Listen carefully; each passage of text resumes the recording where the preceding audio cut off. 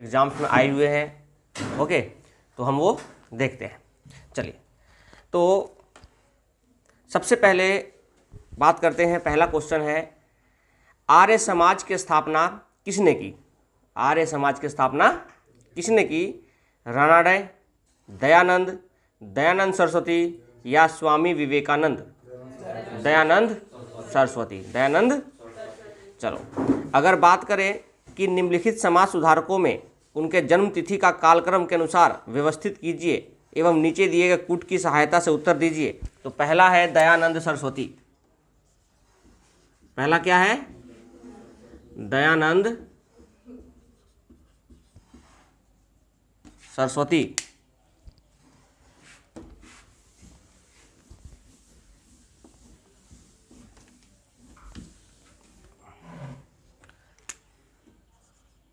तो पहला है दयानंद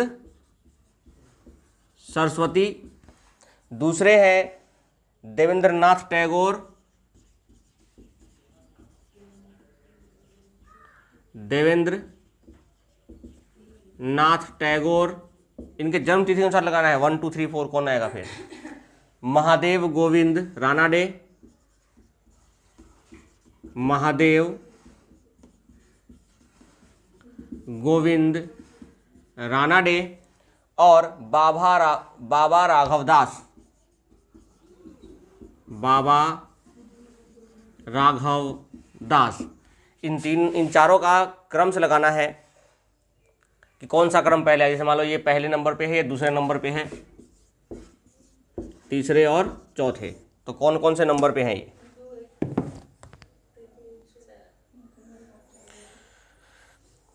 तो सबसे पहले कौन आएंगे? दयानंद सरस्वती। आपको पता है देवेंद्रनाथ टैगोर किसके उसमें आए थे ना? किसके पुत्र थे ये?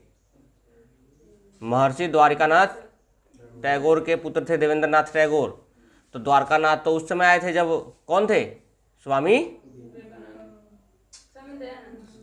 अरे उस समय 1824 में। देखो, हमने पढ़ा था दयानंद सरस्वती का जन्म कब हुआ था? 1824 कब हुआ था? और देवेंद्रनाथ टैगोर कब हुआ था? 1817 में। तो पहले कौन है? देवेंद्रनाथ, फिर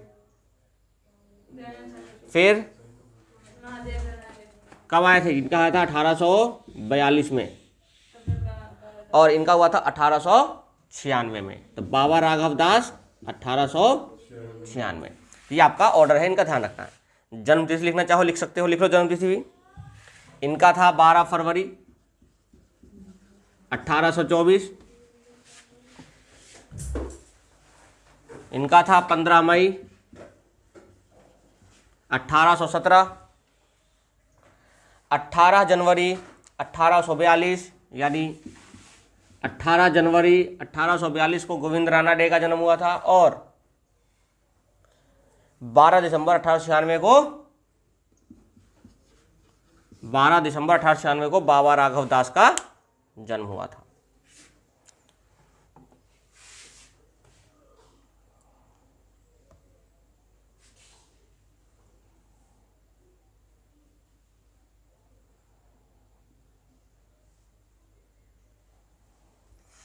हो गया? 12 फरवरी, 15 मई, 18 जनवरी और 12 दिसंबर।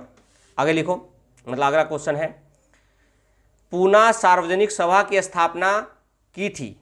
पूना सार्वजनिक सभा की स्थापना की थी 1858 में गोविंद महादेव रानाडे, यानी महादेव गोविंद रानाडे। 1870 में महादेव गोविंद रानाडे। देखो, दो टाइम दे दिया, 1858 या 1870। 1870 में पंडित रमाबाई रानाडे या 1870 में सुरेंद्रनाथ बनर्जी। 1870 में महादेव गोविंद रानाडे ने इसकी स्थापना की थी, पुणे सार्वजनिक सभा का। ओके, ये कहाँ हुआ था? पुणे है, महाराष्ट्र में है, वहाँ पे इसकी शुरुआत की गई थी। चलो नेक्स्ट है, इनमें से किसने 1893 में शिकागो में आयोजित धर्म संसद में भाग लिया? सरस्वती, दयानंद सरस्वती, स्वामी विवेकानंद, महात्मा गांधी या राजा राम मोहन राय? स्वामी विवेकानंद। इनके अलावा एक और जो इस सभा में भाग लिया था, एनी बेसेंट। एनी बेसेंट वो कौन सी सोसाइटी की अध्यक्ष उस समय वो थी, सदस्य थी? Theosophical society. Very good. Theosophical society की सदस्य थी। कब बनी थी? 1888 में सदस्य बनी थी। और 1907 में जब ऑलकाट की मृत्यु होती है तो उसके बाद वो क्या बनते हैं? उसके अध्यक्ष बन जाती है एनी बेसेंट। और 1924 में बेलगांव के अधिवेशन में वो वहां से संन्यास ले लेती है। राजनीतिक क्षेत्र से वो संन्यास लेकर किस में चली जाती है? समाज सेवा में चली जाती है। और 1933 में उनकी मृत्यु हो जाती है। चलो अगला,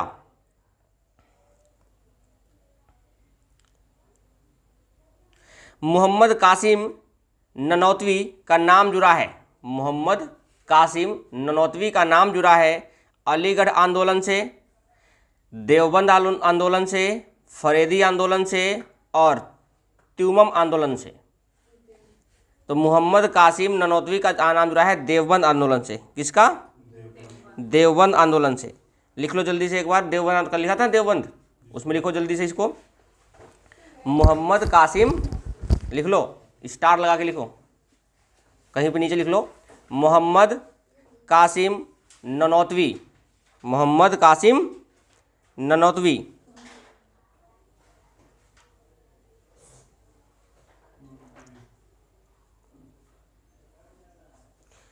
मोहम्मद कासिम ननौतवी ने ये चलाया था सहारनपुर में। देवबंद बताया था, देवबंद जगह है सहारनपुर के पास, वहाँ पर इन्होंने चलाया था। और ये चलाया था अंग्रेजी शिक्षा को पाबंदी करने के लिए। अंग्रेजी शिक्षा पर जो पाबंदी है उसको करने के लिए इन्होंने आंदोलन चलाया था।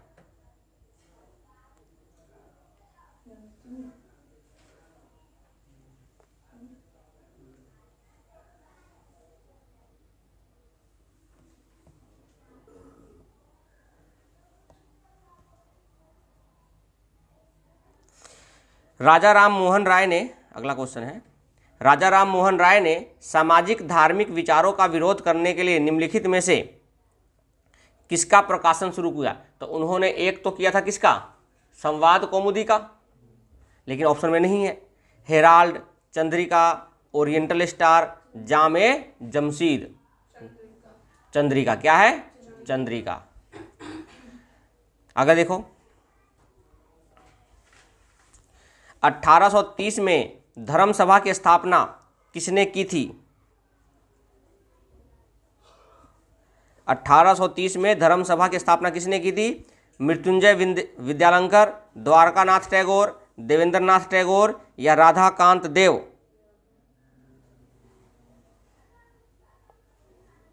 राधाकांत देव। राधाकांत देव ने 1830 में धर्म सभा की स्थापना की थी। ठीक है। ईश्वर के बारे में सोचने पर मेरे पास वक्त, ईश्वर के बारे में सोचने के लिए मेरे पास वक्त नहीं है क्योंकि अभी इस धरती पर बहुत काम किया जाना है। ये उपरोक्त कथन किसका है? ऑप्शन है स्वामी विवेकानंद, स्वामी दयानंद सरस्वती, स्वामी रामकृष्ण परमहंस और स्वामी ईश्वरचंद विद्यासागर। ईश्वरचंद विद्यासागर। ईश्वरचंद विद्यासागर। चलो, निम्नलिखित में से कौन आर्य समाजी नहीं था? मतलब जो आर्य समाज से संबंध नहीं रखते थे। लाला हंसराज, बाबा रामचंद्र, भाई परमानंद, लाला लाजपत राय। बाबा रामचंद्र। सत्यशोधक समाज की स्थापना किसने की थी? ज्योतिबा फुले। बिल्कुल सही है। दयानंद सरस्वती ने नहीं किया था, गांधी जी ने नहीं किया था, बाबा राव अम्बेडकर ने भी नहीं किया था, ज्योतिबा फुले। नव बौद्धवाद के प्रतिपादक कौन है? राधा कृष्णन, टैगोर, अंबेडकर और विवेकानंद। अंबेडकर। कौन है? व्यावहारिक वेदांत के प्रतिपादक कौन है? वेदांत, वेदों की ओर लौटो, हाँ तो ध्यान रखना। तो व्यावहारिक वेदांत के प्रतिपादक कौन है? विवेकानंद। दयानंद नहीं है, राजा राम मोहन ऑप्शन में है, गांधी और विवेकानंद है, तो क्या ऑप्शन है? विवेकानंद, क्योंकि वेदों की ओर लौटो का नारा किसका था? किसका था? विवेकानंद था। हाँ, दयानंद सरस्वती का क्या था?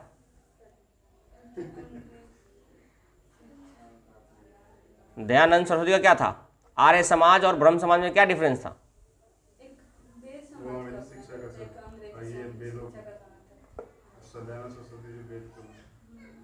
वेदों की ओर लौटो किसने बोला था? वेदों की ओर लौटो, महात्मा गांधी। वाह, महात्मा गांधी जी वेदों की ओर लौट जाएंगे। वो तो कह रहे करो या मरो, उन्होंने तो कहा था करो या मरो। वेदों की ओर लौटो। देखो, जितने भी समाज हमने पढ़े धार्मिक और सुधार में, आर्य समाज, ब्रह्म समाज, प्रार्थना समाज, दयानंद, हाँ। वेदांत की स्थापना किसने की थी? वेदों का अंत। वेदांत मतलब क्या होता है? वेदों का अंत। और वेदों का अंत में उन्होंने क्या कहा था? विवेकानंद का मेन मोटिव क्या था? मैंने बताया था, ब्रह्म समाज का मेन मोटिव था प्राथमिक अंग्रेजी शिक्षा। आर्य समाज का मेन मोटिव था वेदों की ओर लौटो। और स्वामी विवेकानंद का जो मेन था वो ये था कि मनुष्य की सेवा ही सबसे बड़ा धर्म है। इसलिए उन्होंने कहा था वेदों का अंत वेदांत। तो व्यवहारिक वेदांत, ठीक है, के प्रतिपादक कौन थे? स्वामी विवेकानंद। निम्नलिखित में से फराजी आंदोलन के बारे में क्या सही नहीं है? फराजी आंदोलन के बारे में क्या सही नहीं है? इसके संस्थापक शरीयत उल्लाह थे, इस्लाम के अनिवार्य कर्तव्यों का पालन के समर्थन किया। इसके नेताओं ने केवल फारसी और उर्दू में ही प्रचार किया और इसमें विभिन्न इस्लाम के संतों और समाधियों की पूजा की निंदा की। तो जो फराजी आंदोलन है वो इस्लाम से संबंधित है, ठीक है। तो इस्लाम संबंधित है, तो उसने कहा क्या सही नहीं है? तो इसके नेताओं ने केवल फारसी और उर्दू में ही प्रचार किया, ये गलत है। उन्होंने सभी भाषाओं में उसका क्या किया था? प्रचार प्रसार किया था। अगर वो अपनी भाषा में करते तो वो उधर ही रहते, लेकिन अगर वो भारत में आए, उसका प्रचार प्रसार करना था, तो क्या क्या कहीं ना कहीं तो उसको अलग भाषा चाहिए, तो ये गलत हो जाएगा।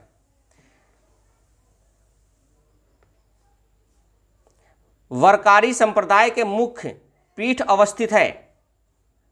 वरकारी संप्रदाय के मुख्य पीठ अवस्थित है श्रृंगेरी में, पढ़रपुर में, नदिया में या वाराणसी में?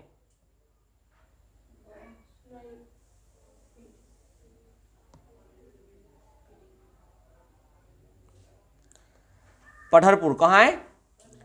तो वरकारी संप्रदाय का उद्भव अगर हम देखा जाए तो दक्षिण भारत के पंढरपुर नामक स्थान पर विक्रम संवत की 13वीं शताब्दी में हुआ था। वरकारी संप्रदाय की अगर हम बात करें तो इसके जो उद्भव था वो कहाँ था? दक्षिण भारत के पढ़रपुर। कहाँ पे? पंढरपुर नामक या पंढरपुर नामक जगह पर विक्रम संवत के 13वीं शताब्दी में हुआ था। हमारे यहाँ पे कितने कैलेंडर होते हैं? भारत में 4,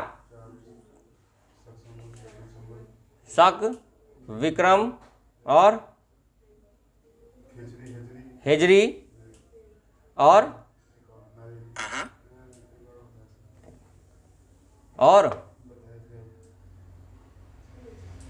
लास्ट में जी से आता है, जी से 4 थे। 4 जल्दी बताओ कौन कौन से हैं? शक संवत में क्या आता है? अपने जनवरी फरवरी चैत्र बैसाख आते हैं। शक में क्या आते हैं? चैत्र बैसाख आते हैं। जो हिजरी कैलेंडर है वो मुस्लिम द्वारा है, ठीक है। विक्रम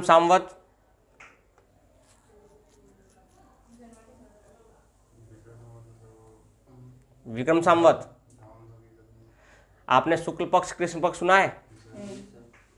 वो ठीक है, हमारे जो कैलेंडर है वो या तो चंद्रमा की गति पर निर्भर करती है या सूर्य की गति पर। ठीक है, कैलेंडर पढ़ेंगे तो इन चीज़ों को अच्छे समझा देंगे वहाँ पे। चलो आगे देखो। तो वरकारी संप्रदाय का उद्भव कहाँ हुआ? दक्षिण भारत के पंढरपुर नामक स्थान में विक्रम संवत के 13वीं शताब्दी में हुआ। इस संप्रदाय के प्रवर्तकों में संत ज्ञानेश्वर का स्थान महत्वपूर्ण है। किसका? संत ज्ञानेश्वर का, ये ध्यान रखना है। सती को किसने दंडनीय अपराध घोषित किया गया? मतलब किस समय दंडनीय अपराध घोषित किया गया? 1727, 1729, 1829 या 1834? सती प्रथा का अंत कब हुआ था? यानी सती प्रथा एक्ट कब आया था? सती प्रथा एक्ट किसके सहयोग से आया था? उस समय कौन गवर्नर था और किस समय की बात कर रहे थे? वो तो स्टार्टिंग था 510 में एरन अभिलेख में, वो तो स्टार्टिंग था। हाँ पप्पू जल्दी बताओ। मुस्कान 1829 में राजा राम मोहन राय के प्रयास से, राजा राम मोहन राय के प्रयास से किसने? विलियम। 1829 में कहाँ हुआ था? पूरे भारत में हुआ था? नहीं, कहाँ पे? केवल बंगाल में। और अगले साल बम्बई और महाराष्ट्र में, वो बम्बई और मद्रास में स्टार्ट हो गया था उसका एक्ट। चलो अगला लिखो, अगला मैं समझाओ। यह कौन कहता है कि यदि धर्म सामाजिक सुधारों का समर्थन नहीं करता, यदि धर्म सामाजिक सुधारों का समर्थन नहीं करता तो उसे बदल देना चाहिए क्योंकि यह मानव द्वारा रचित है? यह किसने शब्द कहे थे? फिर से सुनो शब्द क्या है। यह कौन कहता है यदि धर्म सामाजिक सुधारों का समर्थन नहीं करता है, जो धर्म है अगर वो सामाजिक सुधारों का समर्थन नहीं करता है तो उसे बदल देना चाहिए क्योंकि यह मानव द्वारा रचित है? किसने कहा था? ऑप्शन सुनो। गोपाल हरि देशमुख, स्वामी विवेकानंद, बीजी तिलक और दादा भाई नौरोजी। गोपाल हरि देशमुख, गोपाल हरि, पश्चिम भारत में सुधारक गोपाल हरि देशमुख थे जिन्होंने जनता लोकहितवादी कहते थे, जिनको जनता लोकहितवादी कहते थे। किनको? देशमुख को। जनता लोकहितवादी यानी जनता का जो हित चाहता है उनको कहते थे। वे मराठी भाषा में लिखते थे। उन्होंने कहा था यदि धर्म सामाजिक सुधार की अनुमति नहीं देता है तो उसे बदल दिया जाना चाहिए क्योंकि यह मनुष्य ने ही बनाया है। बहुत पहले लिखे गए धर्म ग्रंथ हो सकता है कि बाद के काल में प्रासंगिक न हो, मतलब उसकी जगह पे वो चीज़ें ना हो। आपको पता है, मैंने बताया कि धर्म चाहे कोई भी हो, चाहे विचारधारा कोई भी हो, आज जो विचारधारा आज किसी की है 100 साल बाद 200 साल बाद क्या वही विचारधारा सबकी रहेगी? क्या नहीं रहेगी। यानी विचारधारा कहीं ना कहीं बदलती रहती है। चलिए अगला है 19वीं और 20वीं शताब्दी को किस सामाजिक धार्मिक आंदोलन ने गुहा रहस्यवादी प्रथाओं का अपनाया? इसको लिख देता हूं, ये इंपॉर्टेंट है। क्या है? 19वीं 20वीं सदी में को किस सामाजिक धार्मिक आंदोलन ने गुहा रहस्यवाद प्रथा, गुहा रहस्यवाद प्रथा को अपनाया? ब्रह्म समाज, आर्य समाज, गुरुद्वारा सुधार आंदोलन, थियोसॉफिकल सोसाइटी। तो 19वीं 20वीं का मतलब है, देखो 19वीं सदी और 20वीं सदी का मतलब है, ध्यान दो, 1800 बीत गया। 19वीं का मतलब है 1800, 19वीं 20वीं मतलब क्या है? 1900 से 2000 में समझ लो। तो आप बताओ उस समय कौन थे? क्या ब्रह्म समाज का वो था स्थापना? नहीं, कौन था? Theosophical society. तो क्या आंसर है? Theosophical society. तो इसका है थियोसॉफिकल सोसाइटी। गुहा रहस्यवाद प्रथा का किसने बनाया था? Theosophical society. Theosophical society. चलो समझो, इसके बारे में सुन लो कुछ। 19वीं 20वीं सदी में थियोसॉफिकल सोसाइटी ने गुहा रहस्यवाद प्रथा को अपनाया। थियोसॉफिकल सोसाइटी की स्थापना एक रूसी महिला ब्लावात्स्की ने किया था, बताया सभी को, और एक अमेरिकी सैनिक थे ऑलकाट। कौन? कर्नल थे ना वो सेना में। उन्होंने 1875 में न्यूयॉर्क में किया था। सोसाइटी का अंतर्राष्ट्रीय मुख्यालय कहाँ था? मद्रास के अड्डार में, जहां पर किन की मृत्यु हुई थी? एनी बेसेंट की मृत्यु हुई थी। आयरिश महिला एनी बेसेंट ने इस सोसाइटी की सदस्य बनी थी। तो थियोसॉफिकल सोसाइटी के बारे में ये था। गुहा रहस्यवाद किसने अपनाया था? थियोसॉफिकल सोसाइटी ने।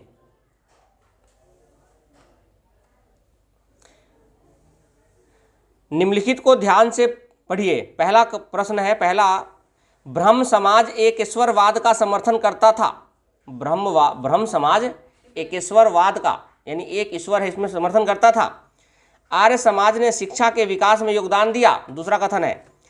तीसरा, रामकृष्ण मिशन की स्थापना स्वामी विवेकानंद ने की। निम्न में से आधार पर उत्तर दीजिए कि कौन सा सही है।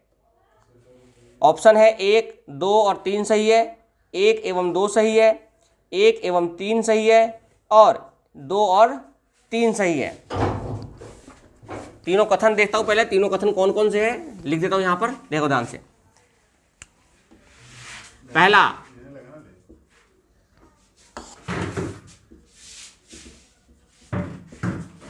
ब्रह्म समाज एक ईश्वरवाद, एक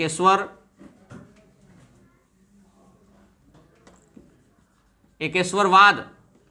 दूसरा ऑप्शन है आर्य समाज शिक्षा के विकास में, आर्य समाज शिक्षा के विकास में सहयोग देता है। और तीसरा है रामकृष्ण मिशन की स्थापना स्वामी विवेकानंद।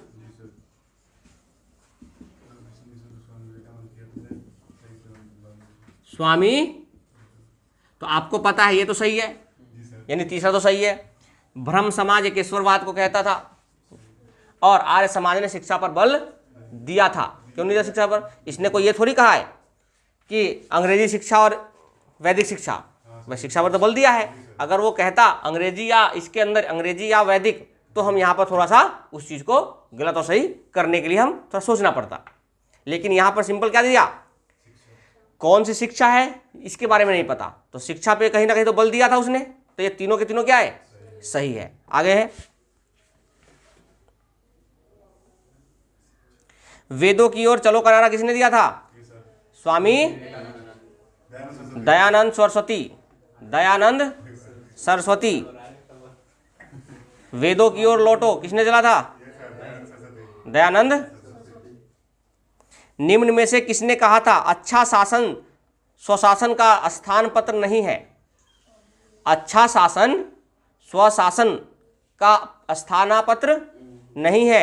लोकमान्य तिलक, स्वामी विवेकानंद, स्वामी दयानंद, रविंद्रनाथ टैगोर। स्वामी दयानंद, किसने कहा था? स्वामी दयानंद। तो स्वामी दयानंद ने कहा था अच्छा शासन स्वशासन का स्थानापत्र नहीं है। मैंने ग्रुप में भेजे थे, पढ़े थे? मैंने ग्रुप में 9 पेज भेजे थे, 9 पेज के साथ आंसर की भी भेजा था। अगर आप इस पढ़ के जो क्वेश्चन नहीं हुए हैं क्लास में या कुछ नए क्वेश्चन बने हैं, आप उनको कम से कम लिख तो सकते हो अलग से। और मैंने बताया था नोट्स बनाने का सबसे बढ़िया तरीका होता है कि आप chapter by chapter, topic by topic notes बनाओ, और उस चैप्टर को, उस नोट्स के लिए आप क्या करो, लास्ट में 2 पेज छोड़ दो। क्या करो?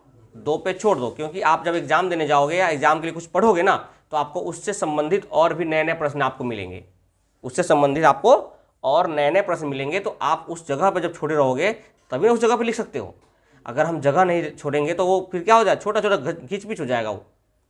तो इसलिए क्या करना है, उसको जगह पे थोड़ा सा जगह छोड़ देना है, या 2 पेज या 1 पेज, जहां भी वो लगता है कि इतने क्वेश्चन में पढ़ा लूंगा। और मैं जब भी नोट्स बनाता हूं अपने, तो मैं हमेशा पेज को छोड़ता हूं।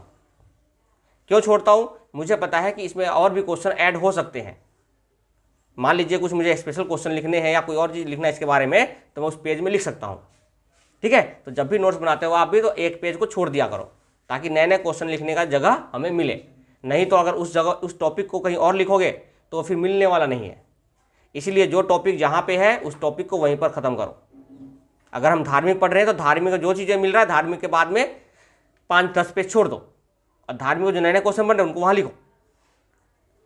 क्योंकि हर एक चीज़ को क्लास में करना पॉसिबल नहीं है। कुछ चीज़ें आप जब सेल्फ स्टडी करोगे तो आपको नए नए क्वेश्चन मिलेंगे, आप उन क्वेश्चन से फिर आप अपने डाटा को अच्छे से बना सकते हो। ठीक है ना। कोई भी ऐसा टीचर नहीं है जो ऐसा कह दे कि मैंने सारा कुछ पढ़ा दिया है। कहीं ना कहीं कुछ ना कुछ चीज़ छूटता है, और डिपेंड करता है वो आपके एग्जाम का लेवल क्या है। ठीक है, तो जब आप पढ़ते हो तो आपको क्वेश्चन का बनने का पता चलता है कि क्वेश्चन का जो फ्रेमिंग होता है वो किस टाइप से होता है, क्वेश्चन कहाँ कहाँ से कैसे कैसे पूछा जा सकता है। ठीक है ना। जैसे अभी हमने स्टेटमेंट देखा तो यहाँ पर शिक्षा आ गया, उसने क्या अंग्रेजी शिक्षा कहा, वैदिक शिक्षा कहा, नहीं कहा, यानी नहीं कहा, यानी शिक्षा पर तो बल दिया था इन्होंने। तो यहीं पर अगर एक शब्द और जोड़ देता तो इसको थोड़ा सा और सोचने के लिए मजबूर होना होता हमें। आगे लिखो, मतलब आगे अगला क्वेश्चन है,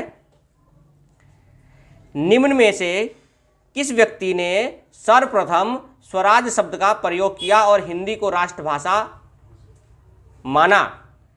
राजा राम मोहन राय, मैंने लिखवाया था ये, स्वामी दयानंद, स्वामी विवेकानंद और बाल गंगाधर तिलक। स्वामी दयानंद, स्वामी, उन्होंने स्वराज शब्द सबसे पहले बार प्रयोग किया था और उसको राष्ट्रभाषा भी माना था। फिर मैंने कहा था, इसके बारे में एक शब्द लिखवाया था दादा भाई नौरोजी के लिए, स्वराज की मांग किए थे, है ना। तो ये सब चीज आपको ध्यान रखना है। वेदों के पुनरुत्थान का श्रेय किसे दिया जाता है? पुनरुत्थान मतलब कि फिर से वेदों की ओर लौटो का नारा समझ लोगी आप। तो क्या है, क्वेश्चन का जो अर्थ है वो अलग कर दिया बस। उसने कहा वेदों के पुनरुत्थान, पुनरुत्थान मतलब कि वापस उसका उत्थान करने के लिए, यानी किसने चलाया था चीजें? दयानंद सरस्वती। निम्नलिखित संगठनों ने किसने शुद्धि आंदोलन का समर्थन किया? कल करवाया था। शुद्धि आंदोलन क्या होता है? जब कोई धर्म परिवर्तन करता है, जब कोई धर्म परिवर्तन करता है तो उससे पहले उसको एक शुद्धि की प्रक्रिया से निपटना होता है, शुद्धिकरण। जैसे हम घर में, अगर हम कहीं घर में जाते हैं, कहीं नए घर से, वो पुराने घर से कहीं नए घर में जाते हैं, तो हम घर का क्या करते हैं? पहले पूजा पाठ करते हैं, यानी हम घर का क्या करते हैं? शुद्धिकरण करते हैं। या कोई पुराना घर लेता है कोई, तो उसके लिए तो नया है, तो क्या जब वो घर में एंट्री करता है तो क्या करता है? पूजा पाठ करके उसकी शुद्धिकरण करता है। तो कह रहा है किस संगठन ने शुद्धि आंदोलन का समर्थन किया? आर्य समाज, ब्रह्म समाज, देव समाज, प्रार्थना समाज। आर्य समाज कौन है? आर्य समाज। आर्य समाज ने शुद्धि आंदोलन का समर्थन किया था। भारत का मार्टिन लूथर किसे कहा गया है? मैंने करवाया था। राजा राम मोहन राय, स्वामी दयानंद सरस्वती, स्वामी विवेकानंद और स्वामी श्रद्धानंद। भारत का मार्टिन लूथर, दयानंद, उनके और भी नाम से कहा गया था ना, उनके और नाम बताओ। राष्ट्रपितामह और अशांति के जनक। मूल संग्रह तो बचपन का नाम था, अशांति के जनक, है ना। चलो, विधवा पुनर्विवाह अधिनियम इनमें से कौन से गवर्नर जनरल के काल में पास हुआ था? बेंटिक, डलहौजी, कैनिंग और लॉरेंस।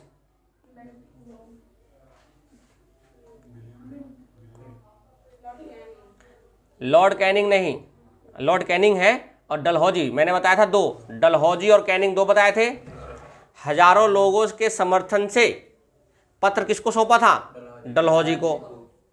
तो पत्र अगर पूछा जाता कि पत्र किसके पास सौंपा गया, तो डलहौजी। लेकिन क्वेश्चन में क्या कह रहा है, किसके काल में पास हुआ, यानी सौंप तो दिया था तभी तो पास हुआ होगा, यानी पास किसके काल में हुआ, Lord Canning, Lord Canning, Lord Canning.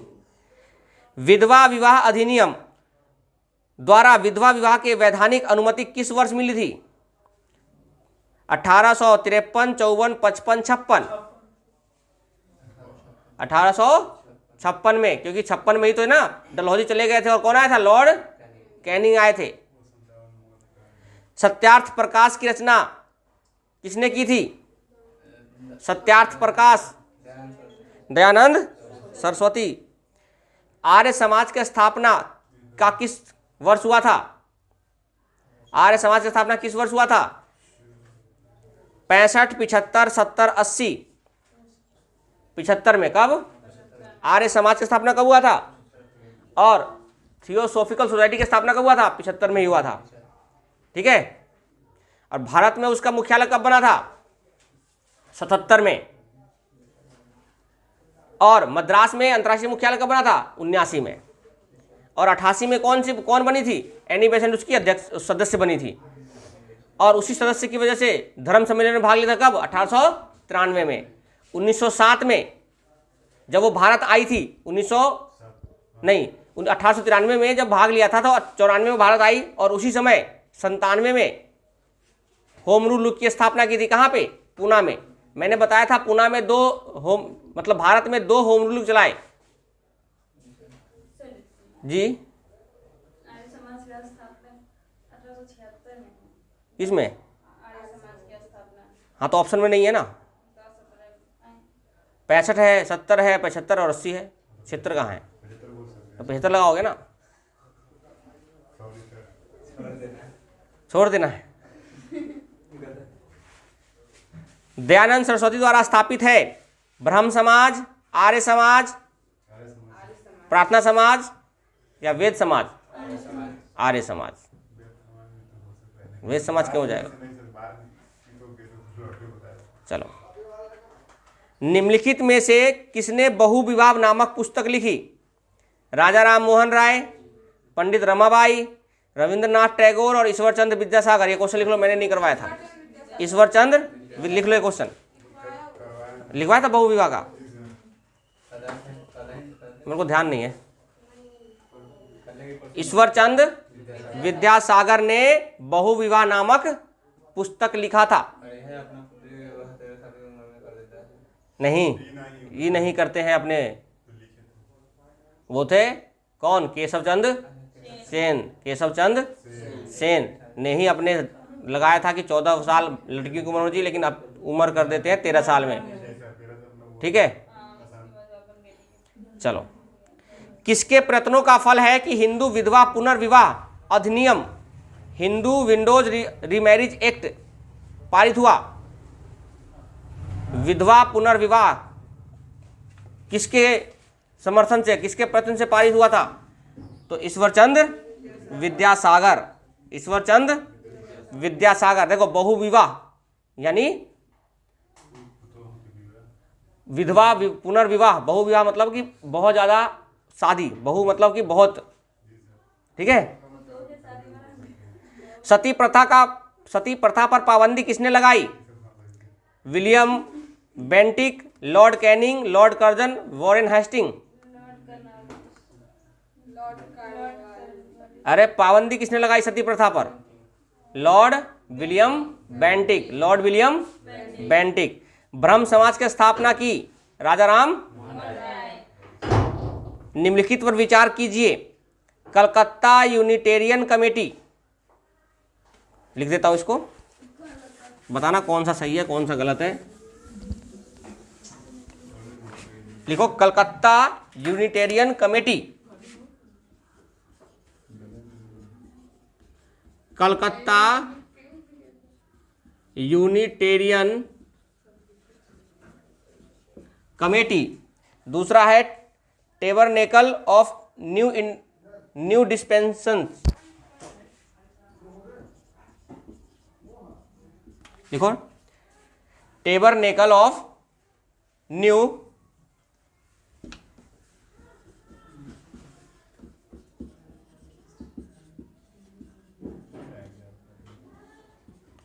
Dispensation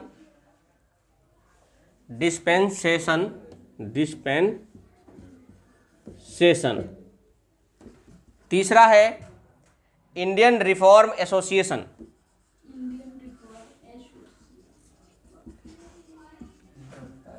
Indian reform association. Keshab Chandra का सेन का संबंध उपयुक्त में किसके स्थापना से है? केशव चंद्र सेन का। किसके बारे में पूछा है?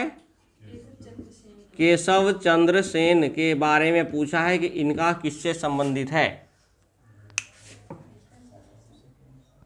तो इंडियन रिफॉर्म एसोसिएशन उनका था ही, इंडियन रिफॉर्म एसोसिएशन तो उनको था ही, तो ये तो सही है, ये भी ठीक है, ये वाला गलत है, कलकत्ता यूनिटेरियन कमेटी। तो ये आपका सही है, दो सही है, दूसरा और तीसरा।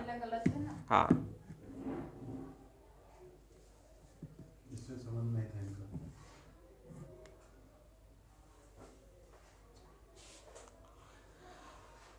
कितना क्वेश्चन है? 48 ना। The tabernacle of new dispensation का शिलान्यास 24 जनवरी 1868 को हुआ था। बनाव समाज के मंदिर के रूप में किया गया, जबकि इंडियन रिफॉर्म एसोसिएशन की स्थापना 1870 में की गई। कलकत्ता यूनिटेरियन कमेटी की स्थापना 1821 में राजा राम मोहन राय, द्वारकानाथ और विलियम एडम के द्वारा रूप में की गई थी। यानी इसकी स्थापना किसने की थी? राजा राम। हाँ राजा राम, तो ऐसे लिख के लिख लो, राजा राम मोहन राय, ठीक है। और द्वारकानाथ टैगोर और विलियम एडम, इनका नाम लिख लो। चलो, ब्रह्म समाज के बारे में कौन सा कथन सही है? ब्रह्म समाज के बारे में बताना है। इसने मूर्ति पूजा का विरोध किया।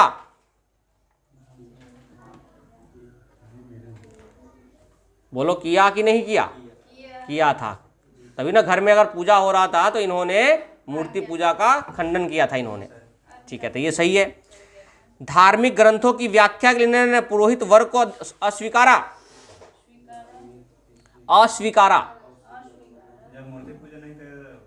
तो अस्वीकारेंगे, बिल्कुल सही है, दूसरा भी। इन्होंने इस सिद्धांत का प्रचार किया कि वेद त्रुटिहीन है। क्या इन्होंने वेदों के बारे में कुछ कहा? नहीं कहा, तो यानी ये तीसरा गलत है। यानी कौन सही है? प्रथम, पहले दो सही है। आगे लिखो, ब्रह्म समाज किस सिद्धांत पर आधारित है?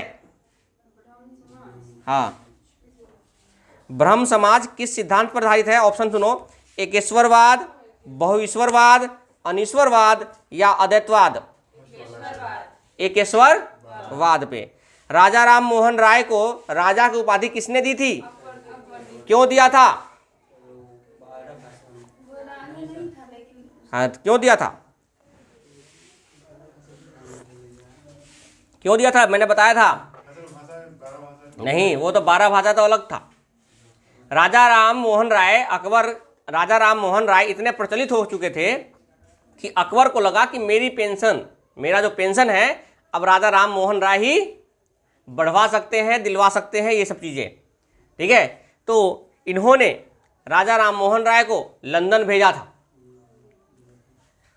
और राजा की उपाधि देकर भेजा कि आप अब सिंपल आदमी नहीं है, अब राजा है। तो राजा राम मोहन राय की उपाधि अकबर ने दिया था उनको लंदन भेजने के लिए, महारानी के पास जाकर उनको क्या बोलने के लिए कि पेंशन, लेकिन वो पेंशन उनका स्वीकार नहीं हुआ, ठीक है। तो ये आपको देखना ध्यान है। और वहीं पर राजा राम मोहन राय की जो समाधि है वो कहाँ है? लंदन में। जगह का नाम बताओ। ब्रिस्टल। कौन है? ब्रिस्टल में। पूछा जाता है कि कौन से ऐसे भारतीय हैं जिनका समाधि ब्रिस्टल में अंग्रेज में है? राजा राम मोहन राय का। और रंगून में किसका है?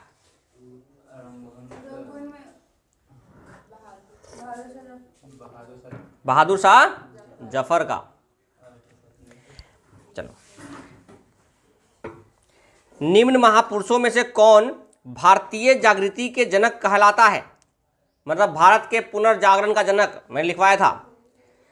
विवेकानंद, रविंद्रनाथ टैगोर, दयानंद सरस्वती और राजा राम मोहन राय। भाई मैंने कहा था राजा राम मोहन राय एक ऐसे व्यक्ति हैं जिनको भारत का पुनर्जागरण के जनक कहा जाता है। ठीक है ना? भारत के पुनर्जागरण के जनक कौन है? राजा राम मोहन राय। राजा राम मोहन राय ने निम्न में से किसका विरोध नहीं किया था? बाल विवाह, सती प्रथा, पाश्चात्य शिक्षा या विधवा विवाह? नहीं, वो तो अंग्रेजी शिक्षा के समर्थक थे। पाश्चात्य मतलब अंग्रेजी शिक्षा, पश्चिमी शिक्षा, यानी जो यूरोप की शिक्षा होती थी। आज हम कहते हैं ना वेस्टर्न कल्चर। एक होता है वेस्टर्न कल्चर। तो वेस्टर्न कल्चर मतलब क्या होता है? हमने पश्चिमी देशों की जो कल्चर है वो अपनाना शुरू कर दिया। कोट पैंट कहाँ का कल्चर था? आज भी जाओगे तो गरीब वहां कोट पैंट पहनता है। वहां पे आज भी जाओगे तो गरीब जो है वो कोट पैंट पहनते हैं। तो वहां है शादी में भी, अब शादी में उनका शादी थोड़ी होता है, तो वहां पे थोड़ी ढोल बाजे बजते हैं। भाई क्रिश्चियन है, चर्च में जाते हैं उज्जर पहन। चलो अगला देखो, ब्रह्म समाज ने, चलो, निम्न में से कौन 19वीं सदी के भारत में सामाजिक एवं धार्मिक आंदोलन का अग्रदूत था?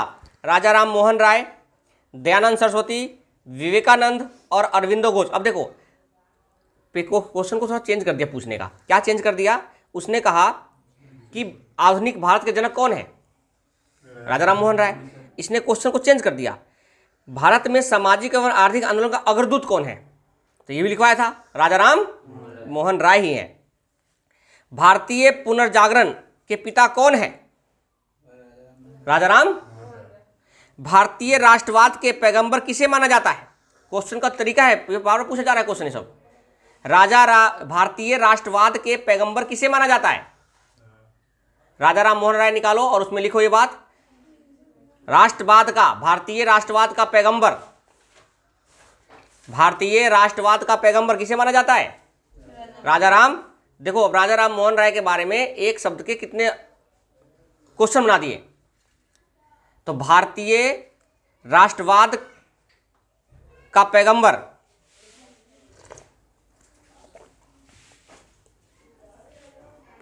ठीक है।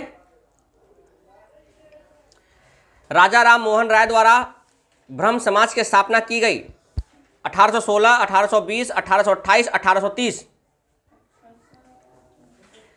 ब्रह्म समाज की स्थापना, अब देखो 27 नहीं है तो क्या आंसर है? 28। तो जरूरी नहीं है कि ऑप्शन में हमेशा वो सही आंसर देते हैं, वो आसपास के ईयर भी दे सकते हैं। भारत का प्रथम आधुनिक पुरुष किसे माना जाता है? करवाया था मैं सब चीजें। राजा राम मोहन राय के बारे में ब्रह्म समाज में सबसे पहले मैंने करवाया था सब चीजें। बताओ, राजा राम भारत के प्रथम आधुनिक पुरुष किसे माना जाता है? राजा राम। देखो, राष्ट्रवाद के अग्रदूत, भारतीय जनक, समाज सुधारक के जनक, ऐसे बहुत सारे क्वेश्चन हैं। आधुनिक पुरुष किसे माना जाता है? राजा राम मोहन राय द्वारा स्थापित प्रथम संस्था थी। राजा राम मोहन राय द्वारा स्थापित प्रथम संस्था थी, पहला ब्रह्म समाज, आत्मीय सभा, ब्रह्म सभा या तत्वबोधिनी सभा? आत्मीय सभा। मैंने सब लिखवाया था, पढ़ के नहीं आयो। निम्नलिखित में से कौन आत्मीय सभा के संस्थापक है? राजा राम। सती विरोधी आंदोलन में राजा मोहन राय के विरुद्ध बंगाल में रूढ़िवादियों का नेतृत्व किसने किया था? सती विरोधी आंदोलन में राजा राम मोहन राय के विरुद्ध बंगाल में रूढ़िवादियों के नेतृत्व में किसने विरोध किया था? यानी सती प्रथा का विरोध किसने किया था? द्वारकानाथ टैगोर ने किया? नहीं, वो तो उनके साथ ही थे। ठीक है। राधाकांत देव, इन्होंने उसका विरोध किया था। लिख लो ये बात। सती प्रथा आंदोलन, सती प्रथा आंदोलन में राजा राम मोहन राय, सती प्रथा आंदोलन में राजा राम मोहन राय के विरुद्ध बंगाल में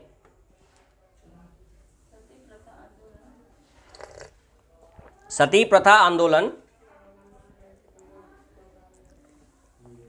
सती प्रथा विरोधी आंदोलन कर लो, विरोधी आंदोलन, सती प्रथा विरोधी कर लो, सती प्रथा विरोधी आंदोलन में राजा राम मोहन राय के विरुद्ध बंगाल में राधाकांत देव ने विरोध किया था। किसने? राधाकांत देव।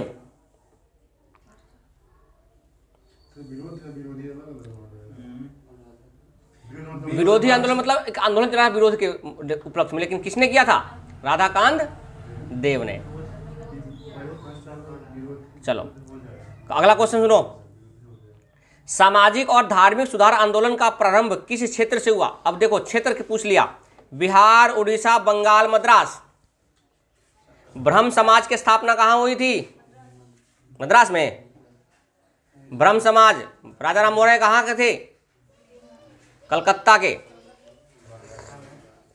तो सामाजिक और धर्म सुधार आंदोलन का प्रारंभ कहाँ से होता है? बंगाल से। क्षेत्र क्या है? बंगाल। चलो आगे देखो।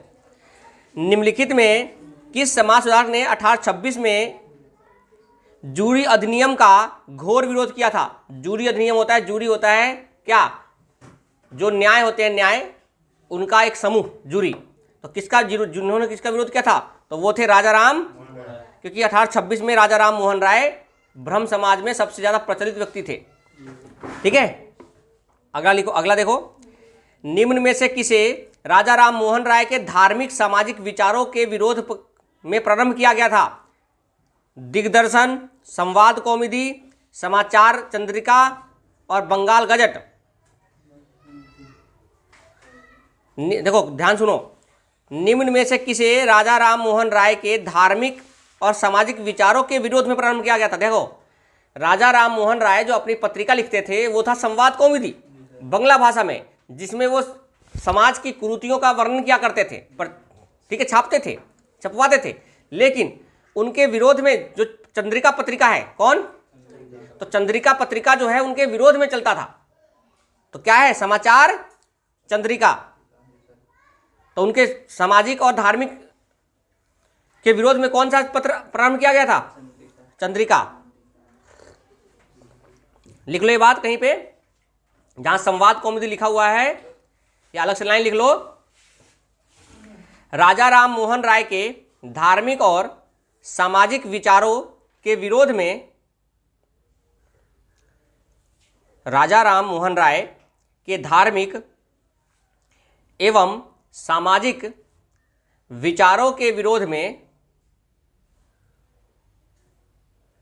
समाचार पत्र यानी समाचार चंद्रिका पत्र, समाचार चंद्रिका,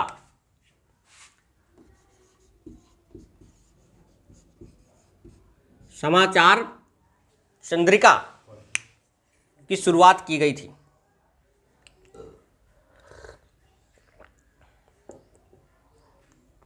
अगला देखो।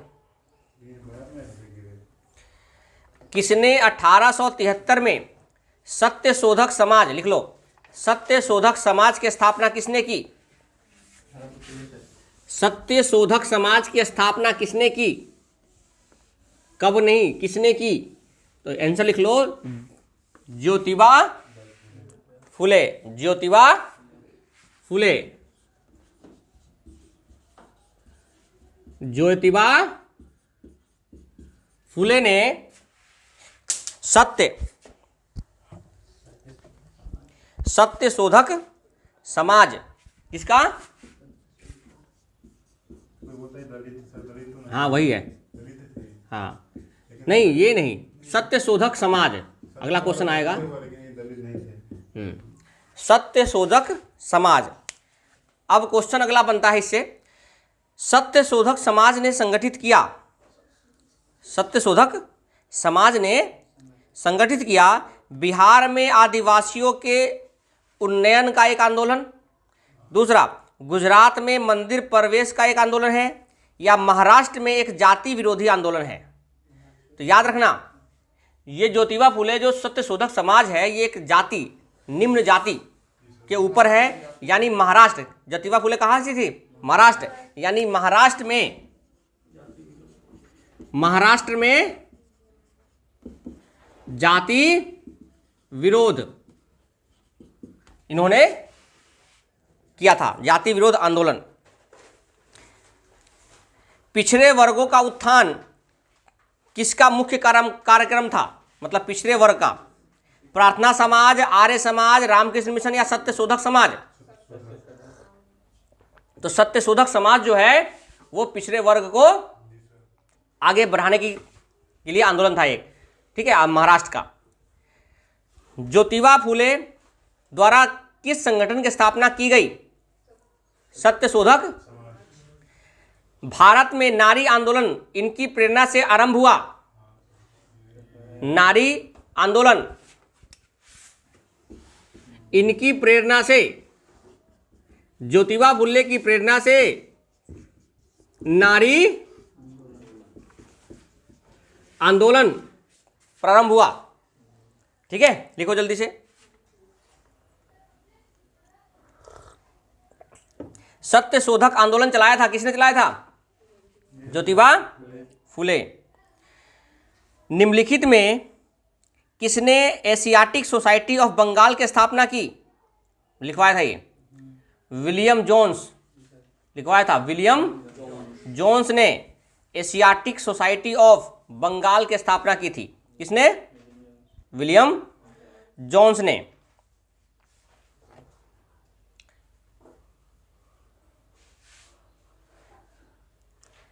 दलित वर्गों का संघ स्थापित किया गया था डॉक्टर बी.आर. अंबेडकर द्वारा, बाबू जगजीवन राम द्वारा, एन.एस.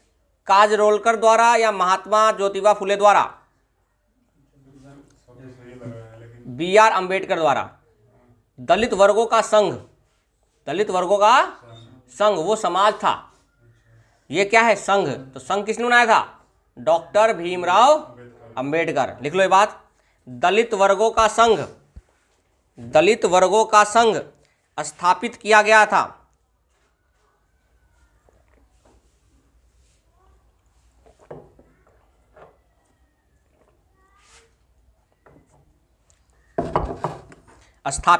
था डॉक्टर बी.आर.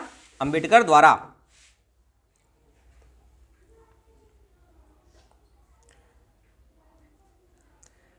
लिख लिया? चलो। महाराष्ट्र में प्रार्थना समाज का मुख्य संचालन कौन था? संचालक कौन करता था प्रार्थना समाज का?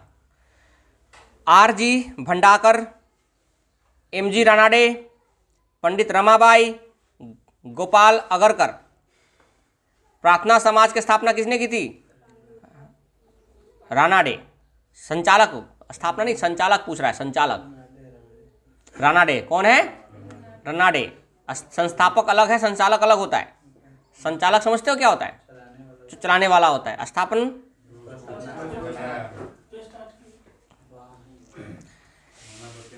निम्नलिखित में कालक्रम से लगाइए। चलो बताना है कालक्रम, कालक्रम बताना है। नाम लिखता हूं, उसका बताना है कि पहले कौन कौन से थे। तो पहला लिखो तुलसीदास,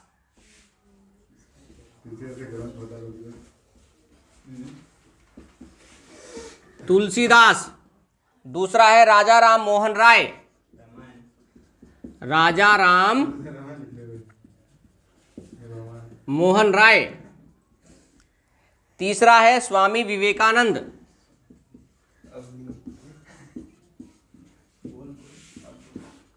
स्वामी विवेकानंद।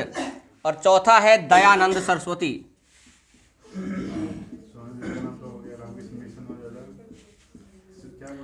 इसको बताना है क्रम के, मैं लिख देता हूं क्रम भी। तो पहला है 1 2 3 4, 1 2 3 और 4, ये 1 नंबर है, ये 2 नंबर है, ये 3 नंबर है और ये फिर है 1 2 4 3, फिर है 2 1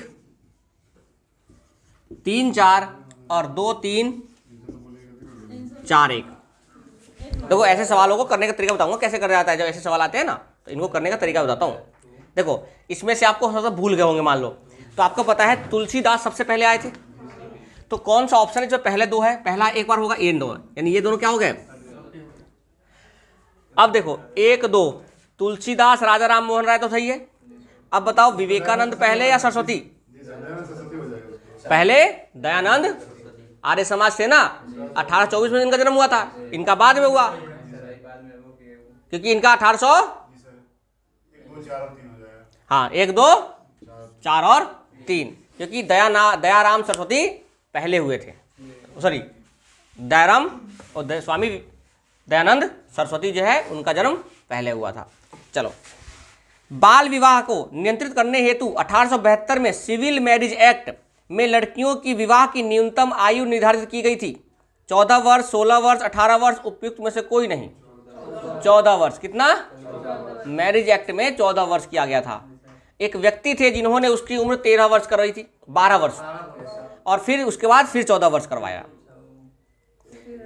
चलो, निम्नलिखित में से किसने 1872 में नेटिव मैरिज एक्ट को पारित कराने में महत्वपूर्ण भूमिका निभाई?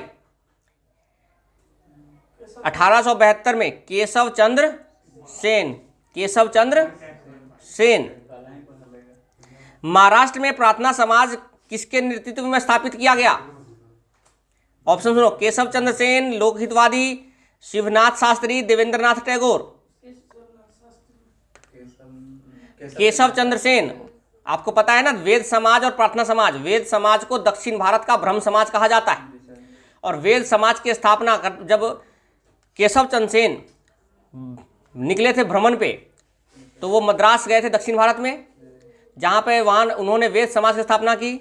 उसके बाद वो जब महाराष्ट्र आए तो वहाँ पर और ईश्वर चंद्र विद्यासागर, केशव चंद्र सेन। केशव चंद्र, मैंने कहा था ब्रह्म समाज के दो टुकड़े हो गए थे, देवेंद्रनाथ टैगोर और केशव चंद्र सेन के वैचारिक विवाद से, ठीक है ना। तो उन्होंने भारतीय ब्रह्म समाज की या नौ वर्षीय भारतीय समाज की स्थापना की थी, उनका नाम दोनों सेम है। 19वीं सदी के दौरान होने वाली वहाबी आंदोलन का मुख्य केंद्र कहाँ था? पटना। तो वहाबी आंदोलन का मुख्य केंद्र पटना। वहाबी क्या थे? एक मक्का में अब्दुल वहाबी नाम के एक व्यक्ति थे, जो वहाँ से प्रेरणा होकर भारत में भी उस चीज़ का आंदोलन लाया गया था। तो वहाबी का मुख्य केंद्र कहाँ था? पटना। लिख लो ये बात, उसमें वहाबी आंदोलन के बारे में लिख लो, मुख्य केंद्र कहाँ था उसका? पटना। तो वहाबी आंदोलन का मुख्य केंद्र पटना में था। फिर बातें करेगा।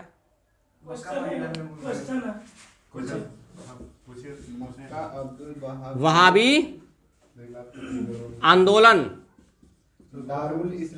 दारुल इस्लाम है ना। वहाबी आंदोलन कहाँ पे? मुख्य केंद्र पटना, उसका क्या था? केंद्र था। आगे लिखो, वहाबी आंदोलन के बारे में क्या सही है?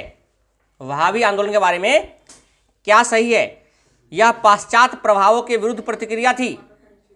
यह पाश्चात्य प्रभावों के विरुद्ध प्रतिक्रिया थी। यह एक किसान आंदोलन था। यह 1890 तक चलता रहा। इसका लक्ष्य इस्लाम का प्रचार प्रसार था। तो यह पाश्चात्य प्रभावों के विरुद्ध प्रतिक्रिया थी। यह पाश्चात्य प्रभावों के विरुद्ध प्रतिक्रिया थी। वहाबी आंदोलन का मुख्य लक्ष्य क्या है? वहाबी आंदोलन का मुख्य लक्ष्य क्या है? क्या था? सॉरी, अंग्रेजों के साथ अच्छे संबंध? नहीं। अंग्रेजी शिक्षा का समर्थन? नहीं। समाज सुधार का विरोध? नहीं। इस्लाम को शुद्ध करना? तो इस्लाम को शुद्ध करना। शारदा अधिनियम याद करो, लिखवाया था, बताया था। शारदा अधिनियम के अंतर्गत लड़कियों और लड़कों की विवाह की न्यूनतम आयु कितनी वर्ष निर्धारित की गई थी? 14 और 18 वर्ष। शारदा एक्ट किससे संबंधित है? बाल विवाह, अंतरजातीय विवाह, विधवा विवाह या जनजातीय विवाह? बाल विवाह, क्योंकि शारदा एक्ट जो है वो बाल विवाह से है और तभी उन बाल विवाह में उम्र को निर्धारित किया गया था। तो उम्र कितना, 14 से 18 और बाल विवाह से संबंधित है। शारदा मणि कौन थी? शारदा मणि कौन थी? रामकृष्ण परमहंस की पत्नी। लिख लो शारदा मणि, ये सब सवाल आ चुके हैं। शारदा मणि रामकृष्ण परमहंस किसके गुरु थे? स्वामी विवेकानंद के। रामकृष्ण परमहंस। शारदा मणि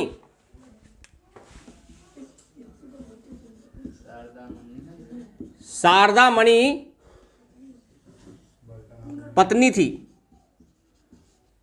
किसके? रामकृष्ण परमहंस। रामकृष्ण परमहंस। रामकृष्ण मठ की स्थापना किसने की? और समाज की? रामकृष्ण मिशन की। देखो पहले उन्होंने एक मठ बनाया था, प्रचार प्रसार के लिए जब बाहर निकले तो उनका प्रचार प्रसार बढ़ा और 93 में खेतरी के राजा ने उनको भेजा। जब वापस आए तब उन्होंने, देखो वहाँ से आने के बाद इन्होंने रामकृष्ण मिशन की स्थापना करी। फिर 1902 में उनकी मृत्यु हो गई। राजस्थान के विख्यात इतिहासकार जो एक समाज सुधारक भी थे, हरविलास शारदा, इन्होंने ही शारदा एक्ट लगवाया था। हरविलास, तो हरविलास शारदा कहाँ के थे? राजस्थान के थे, विख्यात इतिहासकार थे हरविलास शारदा। तो पूछा जाता है कि हरविलास शारदा कौन थे? तो ये राजस्थान के एक इतिहासकार थे जिन्होंने शारदा एक्ट को पारित करने में अपना महत्वपूर्ण योगदान दिया था। रामकृष्ण मिशन की स्थापना किसने की? स्वामी विवेकानंद। रामकृष्ण मिशन किसके वजह से चलाया था? अपने गुरु रामकृष्ण परमहंस। स्वामी विवेकानंद पहले ब्रह्म समाज की ओर बढ़े थे, लेकिन ब्रह्म समाज में उनके जो अंदर जो चल रहे विचार थे उनका प्रश्नों का जवाब नहीं मिलने की वजह से वो इधर उधर भटक रहे थे। तो वहाँ पर मिलते हैं कौन? रामकृष्ण परमहंस मिलते हैं और उनको ज्ञान देते हैं, वेदों का ज्ञान, सबका ज्ञान देने के बाद वो उसको अपना गुरु मान लेते हैं। ठीक है, चलो। और स्वामी विवेकानंद किसके गुरु थे? किसी गुरु? उनके विचारधारा बहुत ज़्यादा प्रचलित हुए, आज भी हम पढ़ते हैं। चलो, 19वीं शताब्दी में नव हिंदूवाद के सर्वश्रेष्ठ प्रतिनिधि कौन थे? 19वीं सदी में उत्तरार्ध मतलब उत्तर की तरफ, नव हिंदूवाद के सर्वश्रेष्ठ प्रतिनिधि कौन थे? रामकृष्ण परमहंस, स्वामी विवेकानंद, बंकिम चंद्र चटर्जी या राजा राम मोहन राय? स्वामी विवेकानंद। 19वीं सदी की बात कर रहा है, 19वीं शताब्दी की बात कर रहा है, यानी ठीक है, 19वीं शताब्दी का मतलब ठीक है। तो वहां तक उसमें कौन थे? स्वामी विवेकानंद बहुत ज्यादा प्रचलित हो रहे थे। निम्नलिखित में से किसने सन 1893 में शिकागो में विश्व धर्म संसद में भारत का प्रतिनिधित्व किया था? स्वामी 1843 के इंडियन एक्ट पंचम में किस बात को अवैध किया था? 1883 का एक इंडियन पंचम एक्ट था, एक्ट पंचम था, इंडिया एक्ट पंचम ने किस बात को अवैध किया था? गुलामी को। किसको? ऑप्शन है बाल विवाह, सती, बाल हत्या और गुलामी। तो गुलामी का, किसका अवैध किया था? गुलामी को। जिस गवर्नर जनरल ने दास प्रथा को समाप्त किया वह कौन था? लॉर्ड एलनबरी। लिखवाया था ना दास प्रथा में, लॉर्ड एलनबरी। और दास प्रथा कब समाप्त हुआ था? 1843-44 में। दास प्रथा कब खत्म हुआ था? 1843-44 में। इनमें से किस वर्ष बंगाल के दासों से निर्यात को रोक दिया गया था? किस वर्ष बंगाल में दासों का निर्यात रोक दिया गया था? 1764, 1858, 1868 और 1789। 1789 में बंगाल से दासों को रोक दिया गया था निर्यात करना। पहले बहुत ज़्यादा होते थे दास का व्यापार, यहाँ से गरीबों को ले जाते थे, खरीद कर वहाँ बेच देते थे। ठीक है, और वहाँ पे उनको ज़्यादा उत्पीड़न मिलता था। आपने अमिताभ बच्चन की फिल्म देखी होगी, मर्द, है ना। उसमें भी क्या था, यही चीज दिखाया गया है कि किस तरीके से एक दास को जबरदस्ती कुछ भी करने के लिए मजबूर किया जाता है। सर्वेंट ऑफ इंडिया सोसाइटी के संस्थापक कौन है? गोपाल कृष्ण गोखले। गोपाल कृष्ण लिख लो। सर्वेंट ऑफ, यह सब आगे पढ़ेंगे अभी हम, जब इनके बारे में पढ़ेंगे, इन सब चीज़ों के आंदोलन के बारे में, तो वहाँ पर धीरे धीरे इन चीज़ों का चर्चा करेंगे। Gopal Krishna Gokhale, servant of India society, servant of India society,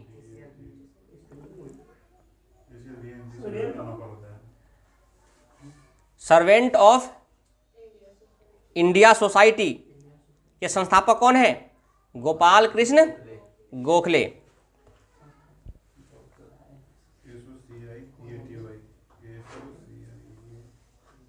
लिख लिया? नहीं लिखा? Gopal Krishna Gokhale. Most important question, पश्चिमी भारत में डी.के. कर्वे के नाम से निम्नलिखित में किस संदर्भ में आता है? डी.के. कर्वे का संबंध किससे है? सती प्रथा से, स्त्री शिक्षा से, बाल हत्या से, या विधवा पुनर्विवाह? डी.के. कर्वे, याद करो, डी.के. कर्वे विधवा विवाह से संबंधित है, क्योंकि उन्होंने ही पत्नी की मृत्यु के बाद एक विधवा से विवाह किया था, डी.के. कर्वे। ठीक है। और केशव चंद्र सेन ने बाल विवाह का उल्लंघन किया था, अपनी बेटी का कूच बिहार के राजा से शादी करवा के। ठीक है। राधा स्वामी सत्संग सुनते हो ना, राधा स्वामी सत्संग जानते होगे, राधा स्वामी सत्संग। तो राधा स्वामी सत्संग के संस्थापक कौन थे? राधा स्वामी सत्संग के संस्थापक कौन थे?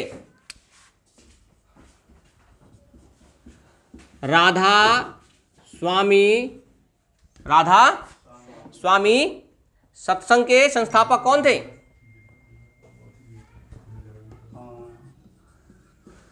कौन थे? शिवदयाल साहब, याद रखना ये, शिवदयाल साहब।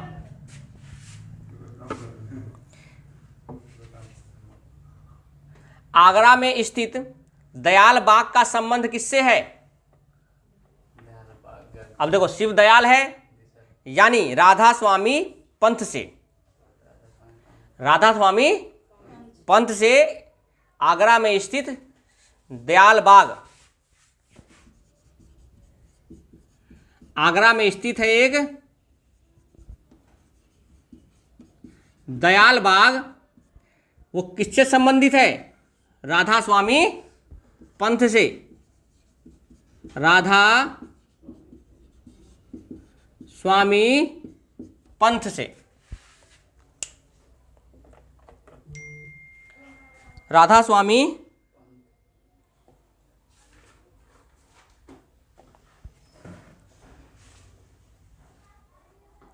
आगे लिखो। 1921 के ननकाना कांड के बारे में कौन सी बात सत्य नहीं है? ये छोड़ नहीं पढ़े हो। महाराष्ट्र में विधवा पुनर्विवाह हेतु अभियान का नेतृत्व किया था परशुराम पंडित ने। किसने? परशुराम पंडित।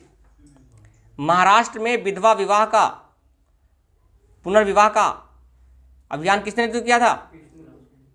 परशुराम। परशुराम, परशुराम होता परशुराम, परशुराम पंडित।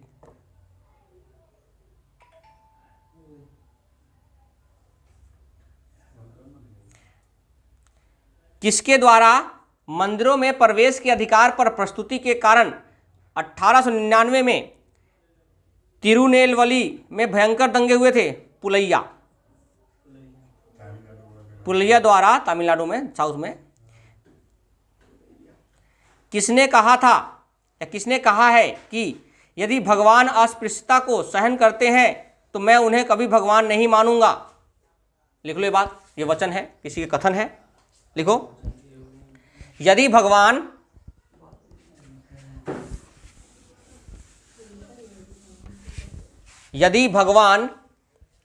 अस्पृश्यता को सहन करते हैं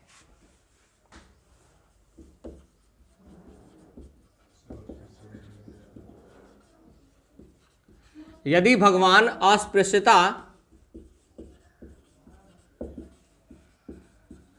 को सहन करते हैं तो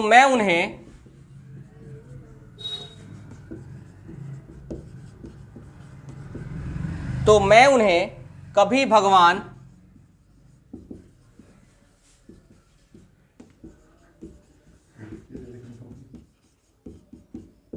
मानूंगा, तो मैं उन्हें कभी भगवान नहीं मानूंगा।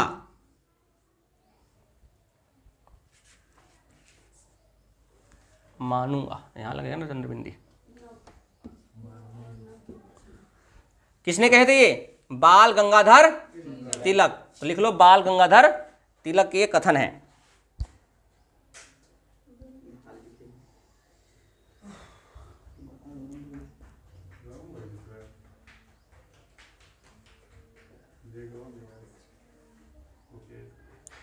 नेटिव मैरिज एक्ट किस वर्ष पारित हुआ? 1872 में। नेटिव मैरिज एक्ट किस वर्ष पारित हुआ? 1872 में। निम्न में से किस सामाजिक धार्मिक आंदोलन ने दलित वर्ग के संबंध में आवाज उठाई? ब्रह्म समाज, आर्य समाज, प्रार्थना समाज या सत्यशोधक समाज? सत्यशोधक समाज। और भी प्रश्न है, इनको आप PDF में देख लेना, ठीक है, ऐप में भी अवेलेबल है, इनको देख लेना आप।